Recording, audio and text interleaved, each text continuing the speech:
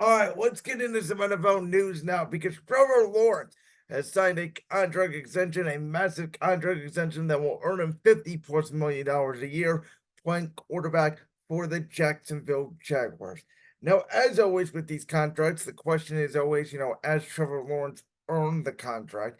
And I would say that when it comes to market value, Trevor Lawrence has certainly earned the contract. We saw Jared Goff get a contract extension this offseason. We've seen the likes of, Joe Burrow, Jalen Hurts, Justin Herbert, Lamar Jackson recently get contract extensions.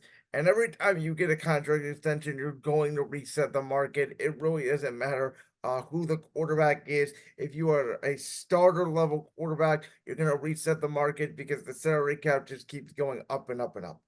But the debate with Trevor Lawrence and the Jacksonville Jaguars to me is very interesting because when Trevor Lawrence was in college at Clemson and we all saw him as a freshman rise on the scene, win the national championship, take college football by storm, he was viewed as the best prospect since Andrew Luck. And some people called him the most cleanest prospect they've ever seen in college football history.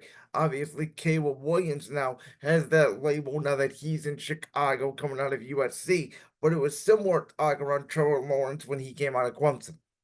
The one thing I will say, we all know that when the Jets screwed up and gave Jackson the number one pick to draft Mr. Lawrence, Trevor was going into a horrible situation because his head coach was Urban Meyer, who had never coached in the NFL, and he never felt like an NFL guy. It was a weird move for him to move from Ohio State to the Jacksonville Jaguars after, of course, giving up the coaching duties to Ryan Day. And even though they drafted Travis Etienne out of Clemson, Trevor Lawrence is running back and his teammate, um, they had no skill position players. They were pretty much a rebuild. They were coming off, the Doug Marrone, Blake Bortles era, which of course had that AFC Championship game, the famous one where Tom Brady had stitches in his throwing hand, had to come back down by 10 in the second half.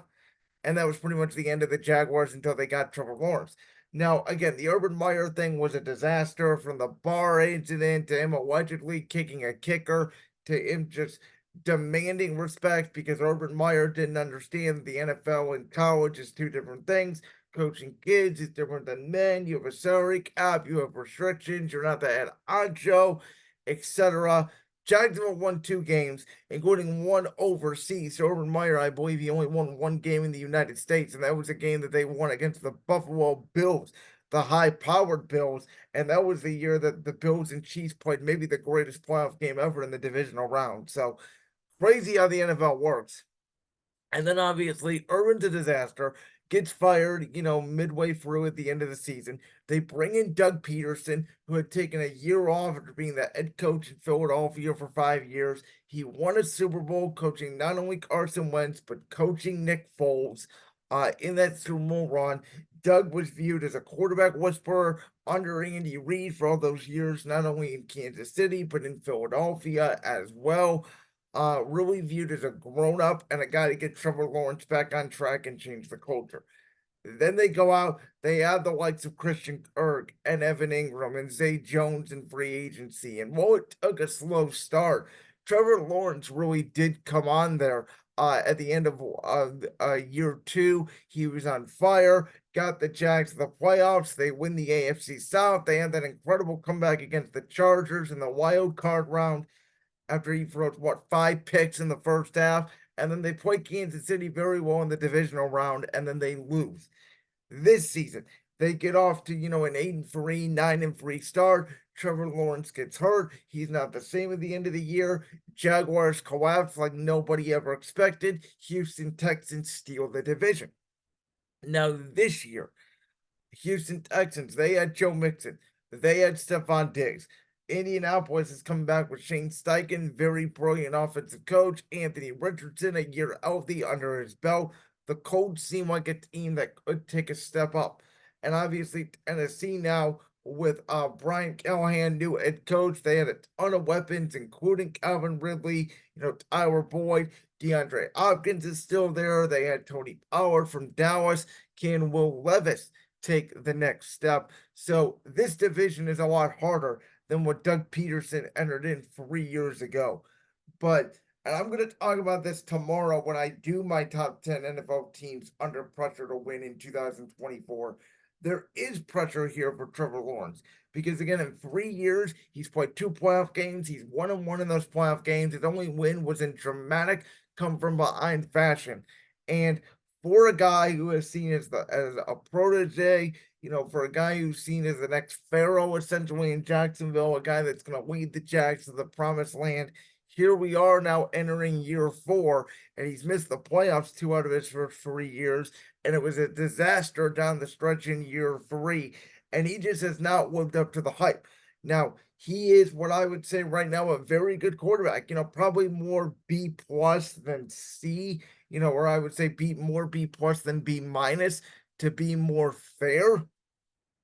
But in that regard, he hasn't been that A plus level. There's guys like Jalen Hurts, Jared Goff, guys that have gotten contract extensions. And even though Justin Herbert doesn't have a playoff win under his belt, Herbert is seen right now as a better quarterback than Trevor Lawrence. There's a lot of guys, AFC, NFC, that have had better playoff success that weren't as highly touted as Lawrence. And that's the problem. And even though he's in his own division now with CJ Stroud, who's doing what many people thought Lawrence would do when he came out, which is will the Texans and pretty much get them back to prominence right away after they were in the doldrums for a few years. So Jacksonville, to me, had no other choice. It's very similar to what the Cowboys are going to face. Dak Prescott reportedly wants to set the market at $60 million, which, again, if you think about it, is a hefty price to pay, but the salary cap keeps going up and up and up. And do the Dallas Cowboys really have a choice? I would say the same argument to be made here in Jacksonville. They didn't really have a choice. Trevor Lawrence, a very good quarterback. He needs to have a very good year. And if he does, the Jaguars have a chance to win this division and, compete with the likes of Houston and Indianapolis. And at the very least, get in a wild card playoff spot. If he doesn't and he struggles and the Jags, win 6 or 7 games, the coach will be out before the quarterback, but the pressure will be viewed very much on Trevor Lawrence, and bust may not be the right word to describe him, but in terms of expectations, he would have definitely failed expectations. So I don't mind the Jaguars giving him that much money, but it's time to see now if Trevor Lawrence can live up to the billing of that contract and carry the owner, the president, the CEO of AEW, who of course is part owner of the Jacksonville Jaguars as well, carry him to prominence. Like that clip from the Brand's World podcast? If so, make sure you go down there and hit that subscribe button.